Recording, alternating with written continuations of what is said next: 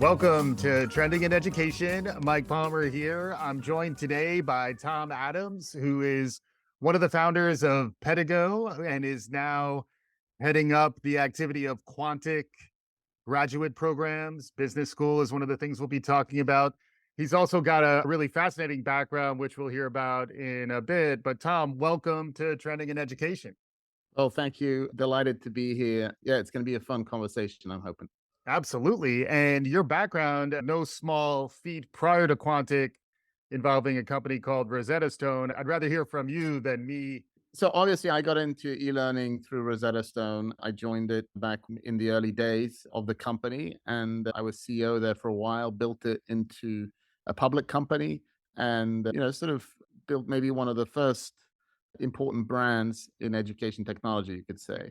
And then about 10 years ago, I set out to essentially take some of the learning from that experience and transport that to other domains of learning. And we've looked at how could you teach more effectively, business education? How could you do a more effective coding education? And so we started to apply that and we rolled that out, over the past several years.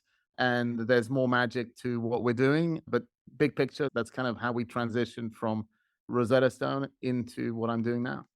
That's amazing stuff. And Rosetta Stone, for folks who may not be familiar, Yeah, I think Rosetta Stone was novel in that it really tried to bring the best pedagogy of the real world to technology.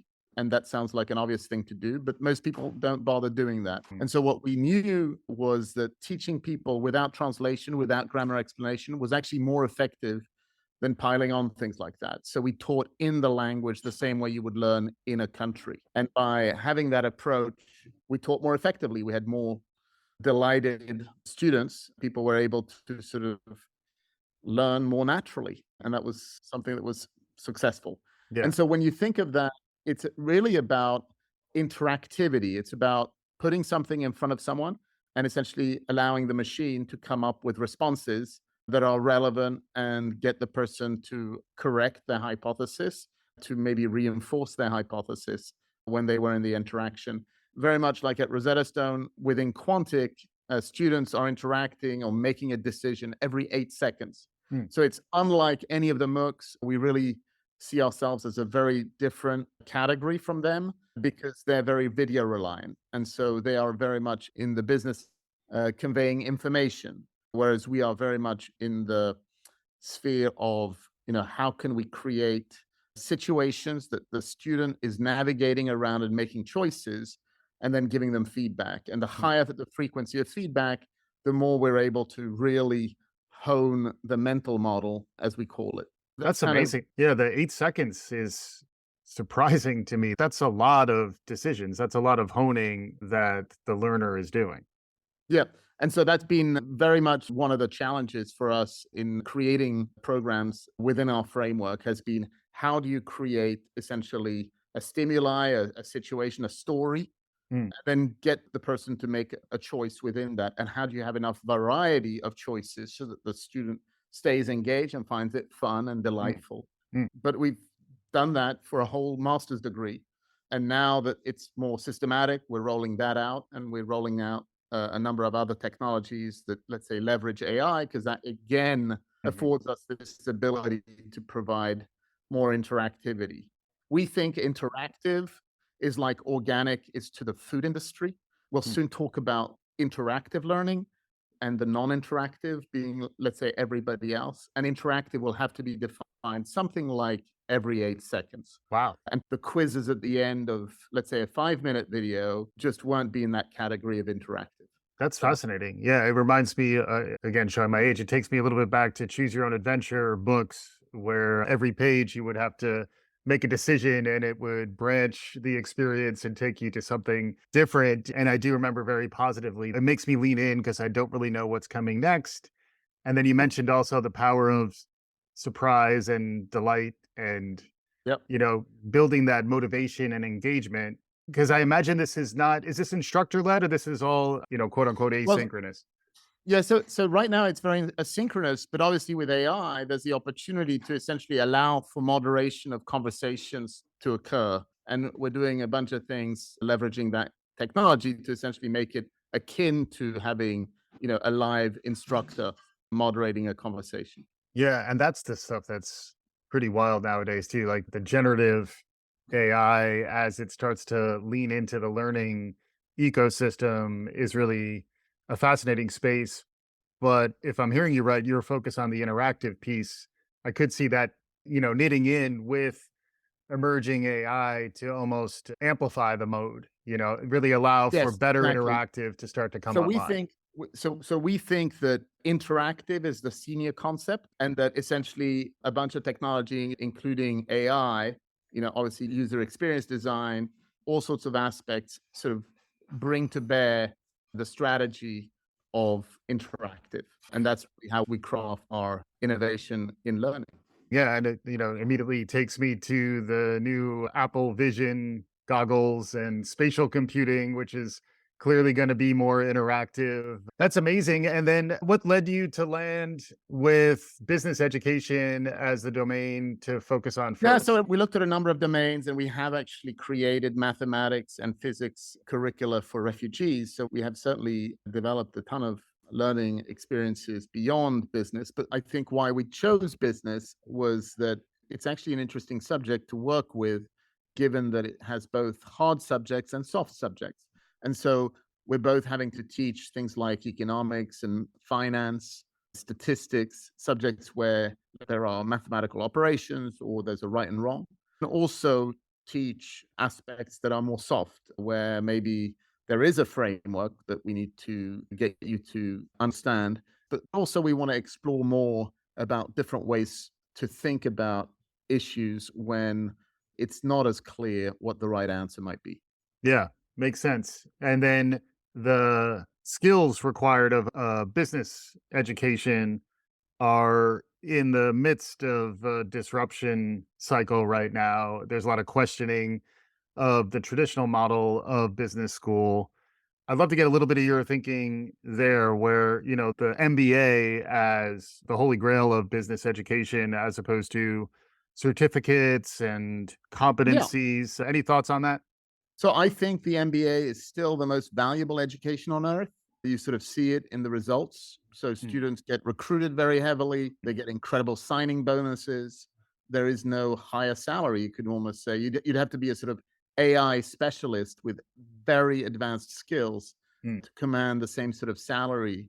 And MBAs are not, the most skilled in many ways, and they're more generalist. So right. it's a phenomenal education, incredible outcomes. You meet any MBA from Stanford or Harvard or, those types of schools, it is evident that they are on a leadership track and that they are beneficiaries of that education. It's still relevant because it's generalist education, never goes out of style. Right. That type of education continues to evolve and so on. But obviously, there's more opportunity to deliver on demand education through certificate based courses. The issue that we see with certificate based courses is that as long as you believe that education is essentially a solo activity, it's Hmm, quite easy to put that together, but we don't. We hmm, think learning is social, peer based. We set up cohorts, and we find that our students really love studying with other people that are very similar to them and have, let's say, a diversity as well. And we're building executive education courses that will be, let's say, much more accessible for people. And we're excited about that, but we're sort of thinking about it again as a cohort based experience. The library model, let's say, that's many of the MOOCs had initially, some maybe have moved away from it, but where you would sort of pick up a course and just do it asynchronously on your own. right. We think that has a limited applicability in the space of business education. It's not engaging. There's no value so much in the certificate that you get at the end of it. It's not, doesn't say much about you that you got, a certificate of accounting from, any given MOOC. So was it selective getting in? Was it hard to matriculate? Did you have to have, a minimum level of proficiency in the subject? Did you do group projects with other students of your ilk?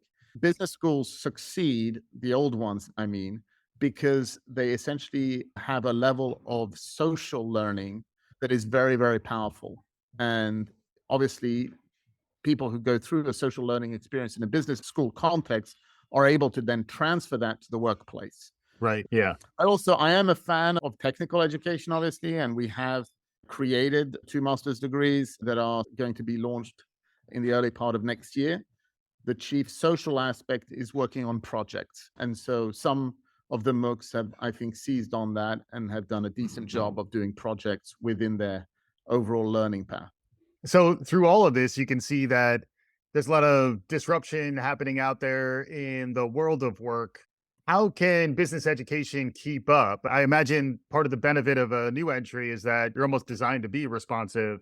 But what's the right mindset for someone who's running a business education program to really keep up with this accelerated rate of change that we're living in? Yeah, so I think that from our perspective, we're able to obviously develop very current teaching strategy courses. We're working on, we have a blockchain course. We are on the cusp of releasing our AI courses. And it's obviously AI for managers because we see that as a sort of core need is for managers to sort of sort out how to think about this technology, how to make decisions because it's going to affect absolutely everybody.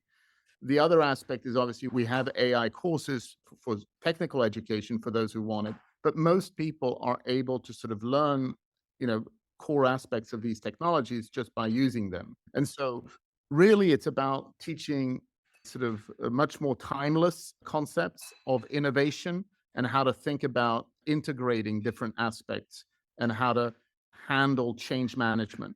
Those things are sort of timeless and we find that many people are struggling still with, oh my goodness, this AI thing is really jettisoning a lot of the things that I used to be able to sort of lean on in my business model. What do I Right. do? Right. And those are probably the most important questions for executives. And so we focus on that. I think that we will continue to drive innovation in the curriculum. But frankly, I think most of the value that we bring is making people have access to quality in business education. Distance-based learning historically hasn't had the same quality as on-site education. So few of us that have had the experience of the on-site MBA would sort of say that the distance-based ones are a true substitute. And we are probably the most innovative in the category, and therefore we're very much on track to deliver that kind of new value for students. Absolutely. And this sounds similar to Rosetta Stone in some ways, where the D word disruption can come into the conversation a bit in that classic Clayton Christensen definition of the word, where a new entry comes in and is able to really upend the market and start to do some really transformational things. I'd love to hear some of your thoughts on the disruptive Yeah. power of your model. So I think that there's really two aspects to disruption. One is, do you hurt the incumbents? And then the other one is, are you creating new market? Yeah. And most of what we're doing is really creating new markets. There's Mhm. no change fundamentally in the demand for MBAs from, let's say, the 20 somethings. And there's no change in the demand from consulting companies, from, the big tech companies for those types of graduates. Yeah. So we're not disrupting at the sort of, we're hurting the incumbent. It's much more about bringing new people in. A lot of people have studied computer science, bioscience, other such advanced engineering and scientific degrees. They've started to make progress in their career. They get into their early 30s, and suddenly they're being tasked with developing more strategic business plans Yep. and working at Google or whatever. And what a lot of our students are folks that, let's say, went to a top engineering school. They work in a great technology company, but what they want is to essentially elevate themselves in their organization, and they Yeah. need to understand the basic framing of business decision making. And Mhm. so they come to us, and we give them a lot of new skills, a lot of peers in terms of classmates and the alumni, and then we also provide them obviously with chances to develop business plans and projects that are very close to what they need to be capable at within their organizations. And they have tremendous results. And we sort of see it in the feedback we get from them, and also obviously in our surveys where they report, I think, very impressive salary increases and promotions. Yeah. So it's a pathway to more of a leadership position for folks who might have a deeper domain expertise, at least as one profile that's out there that really hasn't had an accessible solution like what you're providing. Do you see other similar markets? Because it does feel like the promise of online education, going as far back as when Rosetta Stone was out there, is that it will be a way to level access and provide more pathways. So providing access, I think, is fundamental to what we're working towards. I would say at the same time that I think that where we are different than many other online or distance learning institutions is that what we're trying to recognize is that learning is a community activity. Mhm. Once you do selectivity on the way in and you sort of try to get people to be in a peer group, it creates its community, and we're very protective of that. So we launched a school last year called Valor that has a slightly different admission practice than Quantic. We look more for, let's say, elements of attitude. Do they have a leadership trait? Mm. And we're less, let's say, on the quantitative side, which we Ah, might be in Quantic, mm, really trying to, let's say, invite in the sort of Silicon Valley types from around the world to sort of join in that school. And interesting. so with Valor, we're really exploring this new opportunity for us to impact managers that, let's say, may have a lot of people who work for them, but maybe they're not, very high scoring on a GMAT, I see. you might say. Mhm. But we still think that they're terrific and they have a high impact in their companies. Yeah, makes sense. And then, you touched on it a little bit, but I'd love to hear a little more about how you build in some of the interpersonal social dynamics that are what a lot of the folks I know who went to business school talk about. The value is, the values in part in the network and the bonding and the connections that they've had. How do you build that Yeah. into an online program? Yeah, so honestly, it's cool. So one of the things which students are able to do is see each other's profiles. When you apply to our school, you're effectively building a very rich profile of your achievements and your goals, your personal goals. We have a map with everyone's sort of position on it. And so you can sort of see if you're traveling to a city, what classmates are in Seattle Yeah, at this time. So students take advantage of that. And then we run events all the time in different cities around the world where students are able to congregate. We also have conferences that are global where students fly in multiple times a year. We probably run one of those every single month at this time now. And those can be hosted in Singapore, they can be in Copenhagen, San Francisco, in lots of different places around the world. And that gives students not just the opportunity to learn, but they form stronger bonds, and many of them sort of coordinate to be at the same global conferences together. And they're learning conferences, obviously, with a lot of activity. yeah, yeah. And then we touched on it a bit as well, but I'd be curious how you're thinking about the future of work and how the disruptions perhaps are beyond business education. If you look more broadly at the way organizations operate and the way we think about the humans who power those organizations, not to mention artificial intelligence. I think that there's a couple of things. One is that I think that AI, especially, and generative AI, maybe most of all, is really threatening of certain professions. Some people who've been making a living creating a certain type of content, I think that they will see less demand for what they do. So that's on the sort of glass half empty side. But mostly I'm glass half full. And so I think that the amount of content generation, the lower cost of content generation is going to allow us to create communities and engagement around topics that maybe didn't get so much engagement before. We're very involved in this ourselves. We've rolled out something called Quantic Insight, which is essentially a news channel that goes through TikTok. And a lot of that content is originated from generative AI. So we're crawling and finding great articles, great things to sort of have conversations about. And so that creates new opportunities for interaction that we didn't have before. And I think that that's illustrative of what it's like for most people. Hmm, In other words, at first we fear a new technology. At first, we just see how it's going to eliminate jobs. Obviously, we don't have travel agents so much. right. Somehow, just like travel agents were disrupted, but I would guess that more people work in travel today than used to. It's just that they don't work in administering booking. of tickets. They work in other aspects of travel. I think the same will happen here. And, will we see every single person come out ahead from this disruption? I can't promise that. But I think humanity as a whole is going to do incredibly well. And I've never been more enthusiastic about a technology before.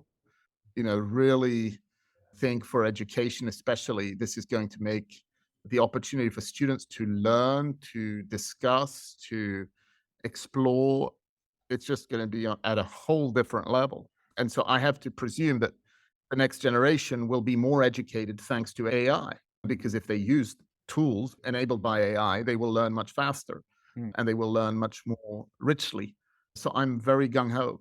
If your job was to sort of essentially publish passive content, yeah, and be uh, as good a line of work as it used to be. Yeah. But if it's interactive, if it's niche, I still think there'll be a need for it.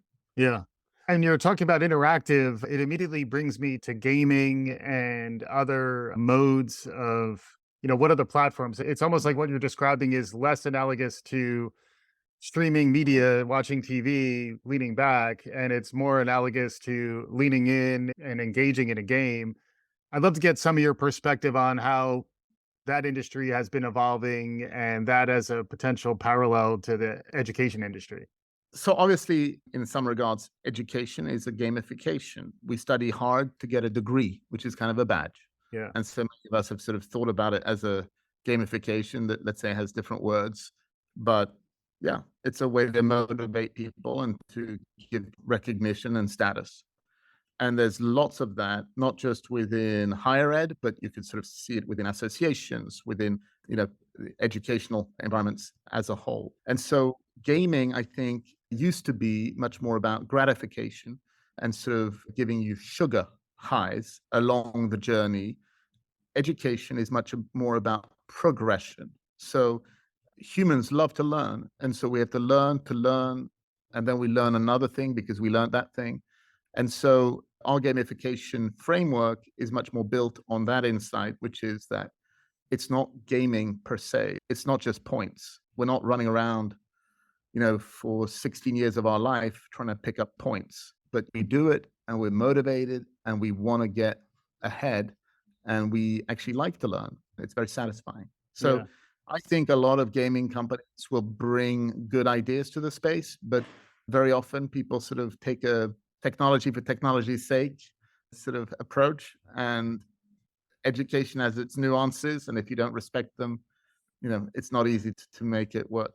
Yeah. And then beyond business education, it sounds like the model you have with Pedago is designed in part to transform different domains beyond business. Any thoughts on other areas or where the vision is in terms of expanding beyond business education? Yeah. So I think we're going to be very broad. And the reason is I think that we have a holistic approach. We use the right technology for the right problem.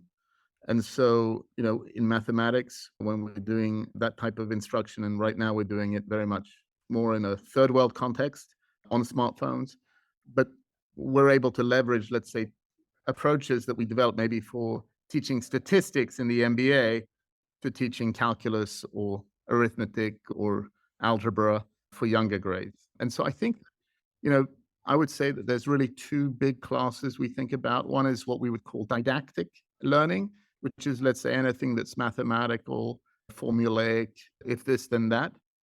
And then there's Socratic, which is really just teaching you how to think Mm. and how to reason within a domain. And we've been working hard at both. The didactic is sort of demonstrated out in the wild to be successful in our approach. And Socratic was getting very far along on it. We're really excited about obviously what's going on with AI and all of that opportunity. Amazing stuff here with Tom Adams, who's one of the co-founders of Pedago, who is creating Quantic. We'll have links to all of this on the show notes. We're about to wrap up here with you, Tom. Thanks again for the time you've been able to grant us. Any concluding thoughts as our listeners go back to the rest of their lives? Well, I mean, all I would say is that this is the best time in education. It's going to be challenging for many of us, but the next 2 years are going to be really exciting. A lot of new technologies coming in, a lot of the passive learning models will fall by the wayside. So I believe this is the time for interactive. And anyone who's got good startup ideas and good learning approach ideas is going to have a field day over the next several years.